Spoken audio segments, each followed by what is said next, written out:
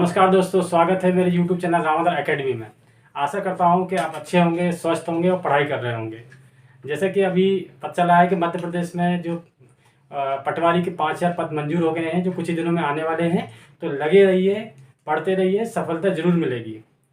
हमारा जो मध्य प्रदेश सामान्य ज्ञान के अंदर जो टॉपिक चल रहा था, वो चल रहा था मध्य प्रदेश के वन, जिसमें हमने मध्य प्रदेश की स्थिति जानी की वनों के आधार पर, और मध्य प्रदेश के वनों का वर्गीकरण किया था। जो दो आधार पर किया था, वर्षा के आधार पर कर लिया था और प्रशासनिक आधार पर। वर्षा के आधार पर हमने जो वनों का वर्गीकरण 3 किया था, अर्धपर्णपाती वन, शुष्क पर्णपाती वन और कटीले वन। और प्रशासनिक आधार पर भी हमने 3 किया था, आरक्षित वन, संरक्षित वन और अवकीकृत वन। और उसके बाद हमने मध्य प्रदेश की जो नई वन नीति 2005 के बारे में पढ़ लिया था। उसके जो तथ्य थे वो भी पढ़ लिए थे। और उसके बाद मध्य प्रदेश के जो राष्ट्रीय उद्यान हैं, जो संरक्षित वन आते हैं, उसमें मध्य प्रदेश में जो 12 राष्ट्रीय उद्यान हैं, जो भारत में सबसे ज़्यादा हैं, उसको भी एक एक करके हमने उसके बारे में जान लिया था, चर्चा कर ली थी, पढ़ लिया था। उसके बाद जो संरक्षित वन है मध्य प्रदेश में, जिनकी संख्या 31 है, जिनको अभ्यारण्य या सेंचुरी बोलते हैं, उसको भी हमने एक एक करके पढ़ लिया था। और उसके बाद जो मध्य प्रदेश के जो प्रशासनिक जो भवन है, जो प्रशासनिक संस्थान है मध्य प्रदेश के, उसके बारे में हमने एक एक करके पढ़ लिया था। अब मध्य प्रदेश के कुछ तथ्य हैं जिनके बारे में हम पढ़ेंगे। मध्य प्रदेश में टाइगर प्रोजेक्ट है वो 7 है, जो भारत में सबसे अधिक है, जिसमें से 6 जो मध्य प्रदेश में टाइगर प्रोजेक्ट हैं वो नेशनल पार्क में है, और एक है किसमें, आपका सेंचुरी यानी अभ्यारण्य में है। तो 6 कौन कौन से हैं? एक है बांधवगढ़, दूसरा है कानाकिसली, तीसरा है सतपुड़ा,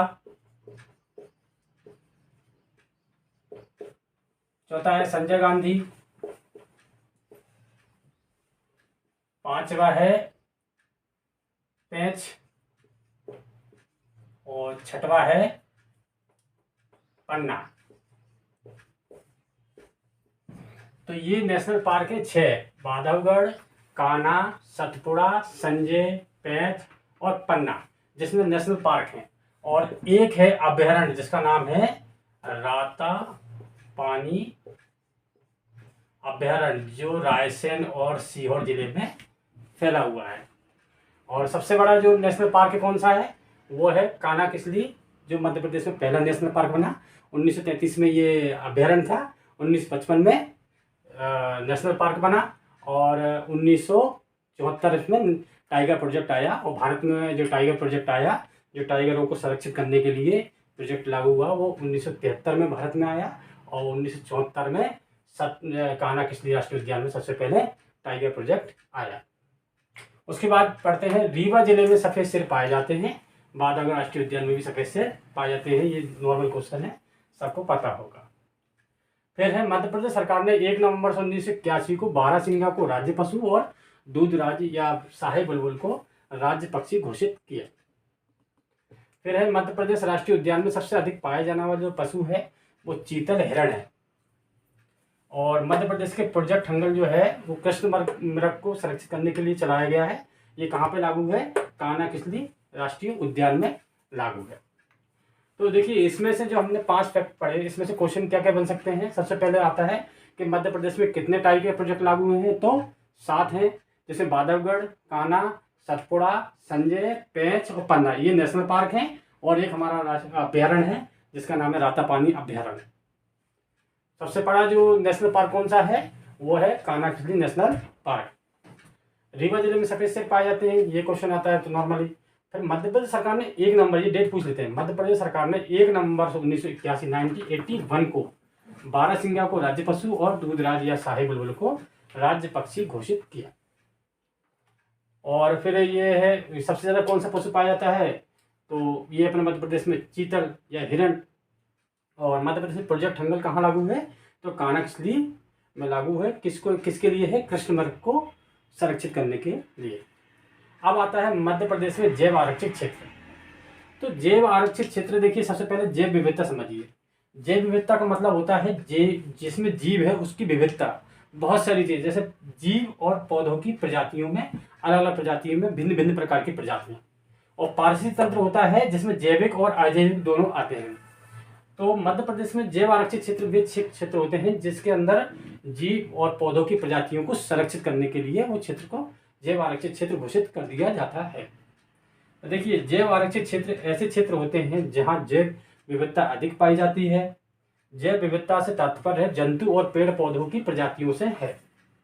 मध्य प्रदेश में 3 जैव आरक्षित क्षेत्र हैं।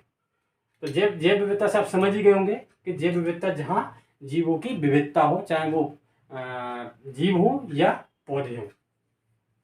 इसका स्क्रीनशॉट ले लीजिए। मध्य प्रदेश में 3 जैव आरक्षित क्षेत्र हैं। पहला है पचमढ़ी जो होशंगाबाद जिले में है, और दूसरा है अचान कमार, ये अमरकंटक में है, और तीसरा है पन्ना, ये पन्ना और छतरपुर जिले में। देखिए, आपको 3 चीज़ें आती हैं। पहला आता है नेशनल पार्क, दूसरा आता है सेंचुरी, और तीसरा है हमारा क्या है, जैव आरक्षित क्षेत्र। जैव आरक्षित क्षेत्र जो है वो नेशनल पार्क से भी बड़ा हो सकता है। उसमें जैव आरक्षित क्षेत्र में एक से ज़्यादा नेशनल पार्क भी आ सकते हैं, सेंचुरी भी आ सकती हैं। तो जो जैव आरक्षित क्षेत्र का जो एरिया होता है वो बहुत बड़ा हो सकता है। जैसे पचमढ़ी है, ये होशंगाबाद में है, तुम्हारा छिंदवाड़ा है इसमें, और तुम्हारा बैतूल है। ये 2-3 जो एरिया है ये पचमढ़ी जैव आरक्षित क्षेत्र में आते हैं। अचान कमार जो अमरकंटक जो अनूपपुर में है, इसके फैला हुआ है, डिंडोरी में फैला हुआ है, और इसका कुछ भाग छत्तीसगढ़ में भी फैला हुआ है। पन्ना ये छतरपुर और पन्ना में फैला हुआ है। देखिए, जो जैव आरक्षित क्षेत्र होते हैं ये 3 भागों में बटे होते हैं। पहला होता है इसका कोर एरिया। ये कोर एरिया, जो कोर एरिया होता है जहाँ पे बहुत सारी प्रजातियां होती हैं, और ये जो बिल्कुल मेन एरिया होता है जहाँ पर मानवीय गतिविधि पूर्णतः प्रतिबंधित होती है। यहाँ पे कोई भी मानवीय गतिविधि नहीं होती है। और दूसरा होता है मध्यवर्ती क्षेत्र, ये वाला मध्यवर्ती क्षेत्र होता है जो, या इसको बोलते हैं बफर क्षेत्र। ये वाला मध्यवर्ती क्षेत्र या बफर क्षेत्र, इसमें थोड़ी बहुत मानवीय गतिविधियां जैसे पर्यटन है या आपका एजुकेशन से संबंधित है, बाकी चीज यहाँ पे हो सकती है यहाँ पे। और तीसरा होता है संक्रमण क्षेत्र, ये सबसे ज़्यादा होता है, और यहाँ पे मानवीय गतिविधियाँ हो सकती हैं। यहाँ निर्माण हो सकता है, प्रशासनिक भवन बन सकते हैं, पर यहाँ पे कोई भी ऐसी मानवीय गतिविधि नहीं हो सकती है जो इसको प्रभावित करे। तो हमारा जो जैव आरक्षित क्षेत्र किसमें बटा रहता है, 3 उसमें बटा रहता है। कौन सा, कोर एरिया, मध्यवर्ती क्षेत्र या बफर क्षेत्र, या संक्रमण क्षेत्र। तो कोर एरिया जो होता है ये वाला, इसमें मानवीय गतिविधियां पूर्णतः प्रतिबंधित होती हैं, और मध्यवर्ती क्षेत्र है जिसमें कुछ मानवीय गतिविधियां हो सकती हैं, और संक्रमण क्षेत्र है जिसमें मानवीय गतिविधियां हो सकती हैं। तो मध्य प्रदेश में जो 3 जैव आरक्षित क्षेत्र हैं, पचमढ़ी जो जैव आरक्षित क्षेत्र है इसका जो स्थापना हुई थी 1999 में, और अचान कमार की जो स्थापना हुई थी 2005 में, और पन्ना जो जैव आरक्षित क्षेत्र है उसकी स्थापना हुई थी 2011 में। देखिए, जिस तरह से भारत में जो जैव आरक्षित क्षेत्र हैं, जो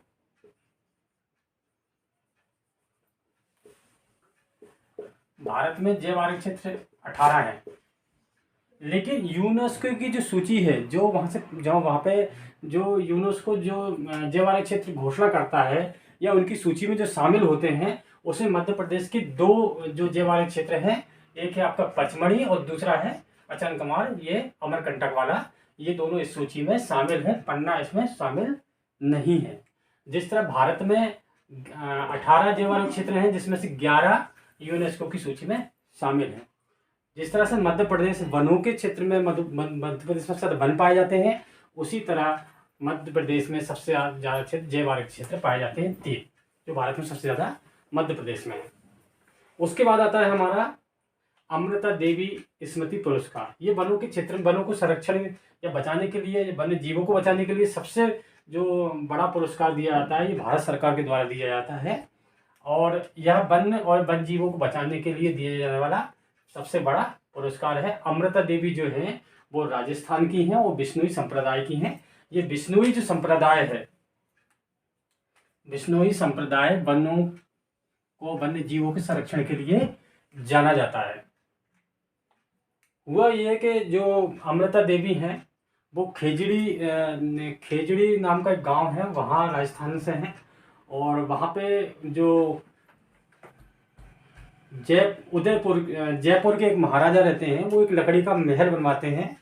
तो उसके लिए वो वहाँ पे 1778 ऐसे कुछ सन है, वहाँ पे जो भेजते हैं उनके गांव में कि जाओ लकड़ी लेके आओ। तो खेजड़ी नामक एक पेड़ पाया जाता है, उसकी लकड़ी के लिए ये वहाँ पे काटते हैं। तो अमृता देवी उसका विरोध करती हैं कि ये लकड़ी मत काटो, ये वन ना काटो। और उसमें इन अमृता देवी और उनकी 2-3 पुत्रियाँ इसमें शहीद हो जाती हैं, इनमें इनकी मृत्यु हो जाती है।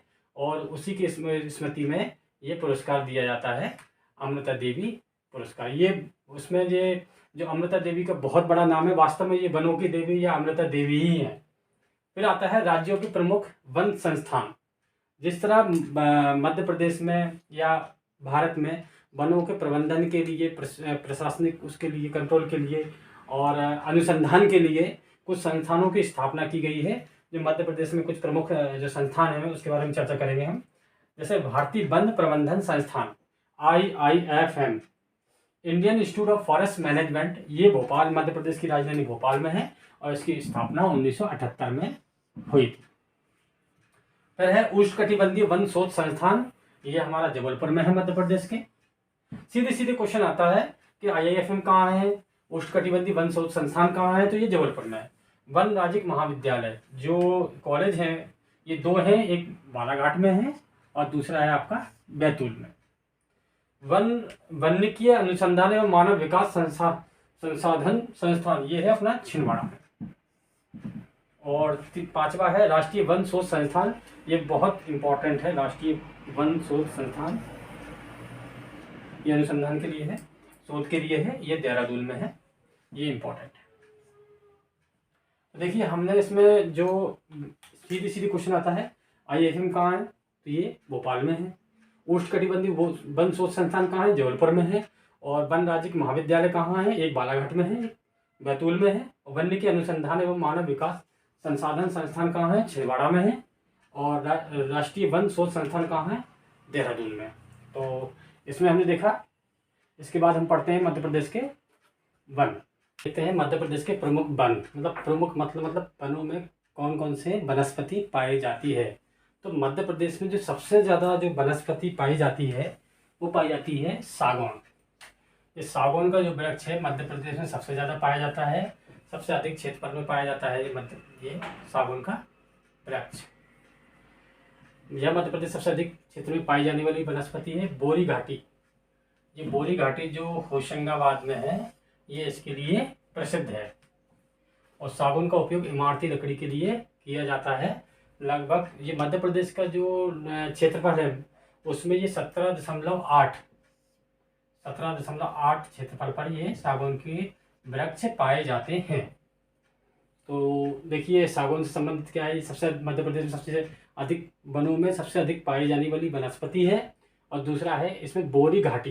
जो बोरी घाटी कहाँ पर है, होशंगाबाद, या इसका नाम अब चेंज हो गया है नर्मदापुरम। तो होशंगाबाद में ये बोरी घाटी फेमस है सागौन के लिए। और मध्य प्रदेश की कुल जो वनों का क्षेत्रफल है उसमें 17.8 क्षेत्रफल पर सागौन पाया जाता है। दूसरा आता है साल।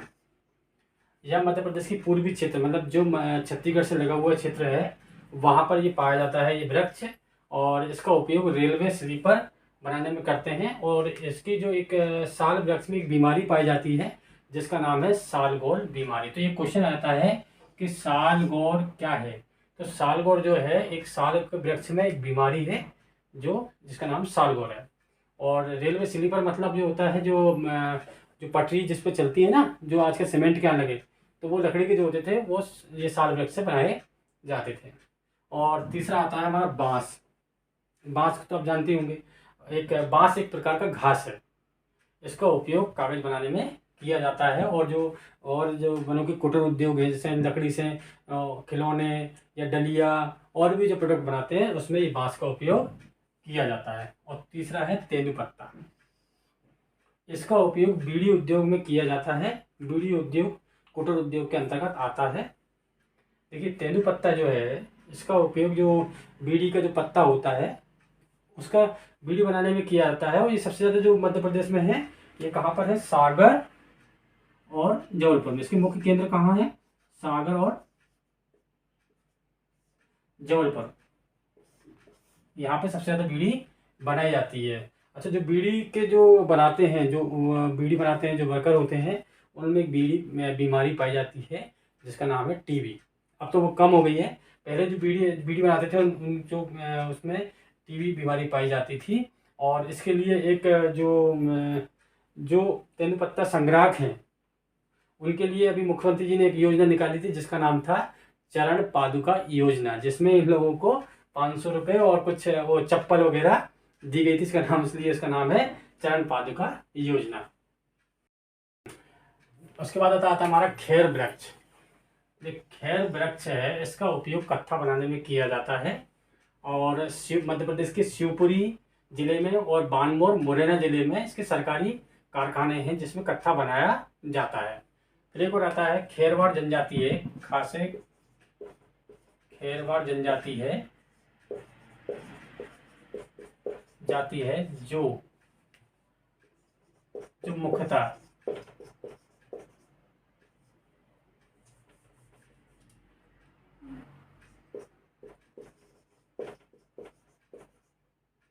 मुख्यतः कत्था बनाने का कार्य करती है।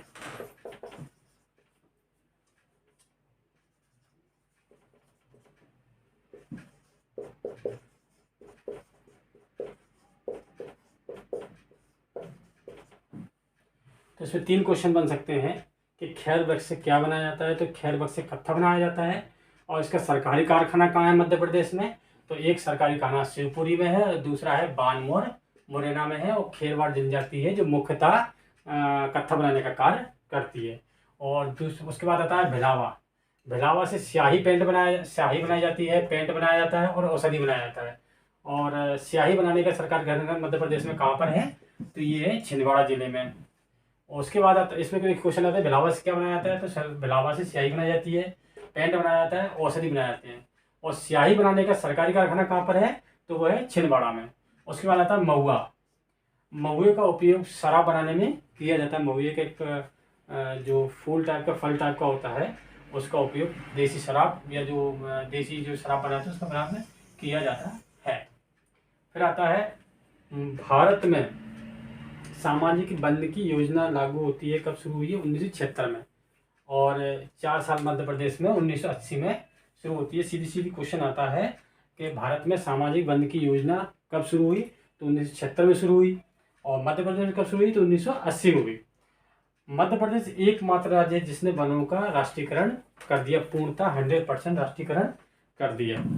मतलब मध्य प्रदेश में सन 1970 में मध्य प्रदेश सरकार ने वनों का पूर्णतः 100% राष्ट्रीयकरण कर दिया। वो एकमात्र राज्य है भारत का। तो इस प्रकार हमारा मध्य प्रदेश का जो मध्य प्रदेश के वन थे उसका टॉपिक समाप्त होता है। इसमें हमने शुरुआत करी थी कि मध्य प्रदेश में वनों के आधार पर कौन सी स्थिति है। फिर मध्य प्रदेश के हमने वनों का वर्गीकरण किया था, 2 आधार पर किया था, वर्षा के आधार पर और प्रशासनिक आधार पर। वर्षा के आधार पर भी तीन भागों में बांटा था, शुष्क पर्णपाती वन, अर्ध पर्णपाती वन और आपके कटीले वन। और इधर हमने जो प्रशासनिक आधार पर 3 तरह के वन पढ़े थे, आरक्षित वन, संरक्षित वन और अधिकृत वन। इसके बाद हमने मध्य प्रदेश की जो नई वन नीति 2005 के बारे में पढ़ा। और मध्य प्रदेश के नेशनल पार्क पढ़े, 12 हैं जो। उसके बाद अभ्यारण्य पढ़े हमने एक एक करके, मध्य प्रदेश के 31 हैं जो। और उसके बाद हमने मध्य प्रदेश के जो प्रशासनिक जो संस्थान थे उसके बारे में पढ़ा। और मध्य प्रदेश में कौन कौन से वृक्ष पाए जाते हैं उसके बारे में पढ़ा। उसके बाद हमने अमृता देवी पुरस्कार के बारे में पढ़ा, जो भारत का सबसे बड़ा वन के क्षेत्र में दिए जाने वाला पुरस्कार है। इस प्रकार हमारा मध्य प्रदेश का जो वन थे वो टॉपिक समाप्त होता है। आपको कैसा लगा है, लाइक करें, शेयर करें, सब्सक्राइब करें और कमेंट करें। Thank you.